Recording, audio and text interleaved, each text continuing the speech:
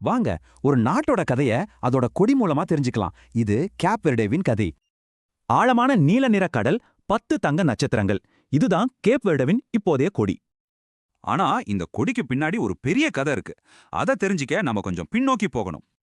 பல வருஷமா போர்ச்சுகல் ஆட்சி, அது மட்டும் இல்ல அடிமை வர்த்தகத்தோட மையமாவும் இருந்துச்சு. அப்புறம் 1974ல நடந்த ஒரு புரட்சி அவங்களுக்கு சுதந்திரத்துக்கு வழிவகுத்துச்சு. இதுதான் அவங்களோட முதல் கொடி. இது ஆப்பிரிக்க ஒற்றுமையையும் கினி பிசாவ் கூட இருந்த உறவையும் காட்டுச்சு. ஆனா இந்த 2 நாடுகளுக்கும் இடையிலான ஒற்றுமை ரொம்ப நாள் நீடிக்கல. இதனால ஜனநாயக பாதைக்கு மாறினதும் கேப் வேர்டே தனக்கான ஒரு புது அடையாளத்தை தேட ஆரம்பிச்சது. இந்த 2 கொடியும் பாருங்க, ஒரு கூட்டு போராட்டத்துல இருந்து தனித்துவமான பாதைக்கு மாறினது நல்லாவே தெரியுது.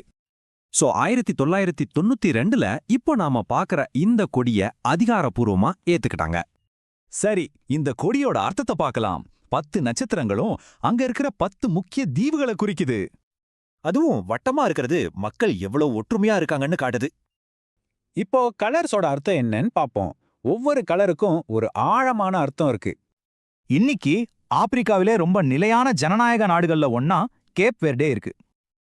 அவங்களோட பொருளாதாரம் பெரும்பாலும் சுற்றுலா அப்புறம் சேவைத்துறையை நம்பிதான் இருக்கு. ஆனா இந்த நாட்டோட உண்மையான ஆன்மா அவங்களோட கிரியோல் மொழியிலையும் கலாச்சாரத்திலும் தான் இருக்கு. குறிப்பா அவங்களோட மோர்னா இசை அவங்க பட்ட கஷ்டங்களையும் பெருமையையும் ஒரு சேர சொல்லும்.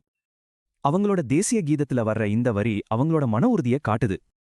ஆக ஒரு கூட்டு போராட்ட சின்னம் எப்படி ஒரு தனித்துவமான தேசிய பெருமையா வாரிச்சுன்னு பார்த்தோம். அப்போ ஒரு கொடி மாதிரி சின்ன சின்ன சின்னங்கள் ஒரு நாட்டோட எதிர்காலத்தை எப்படி தீர்மானிக்குது யோசிச்சு பாருங்க.